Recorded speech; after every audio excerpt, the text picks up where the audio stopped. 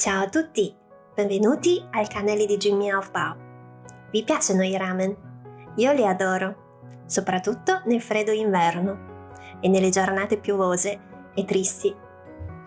È risaputo che quando ingeriamo del cibo caldo, il nostro corpo si scalda e anche noi diventiamo più felici. Quindi non c'è niente di meglio di un ramen per scaldarci il corpo e lo stato d'animo. La ricetta che vi propongo oggi è una ricetta rivisitata. Al posto dei noodles ci sono degli strangozzi che sono tipici dell'Umbria, fatti solo con acqua, farina e sale. Il brodo è ispirato ad un piatto cinese umile di nome Qingtang-mian, ossia i noodles in brodo chiaro.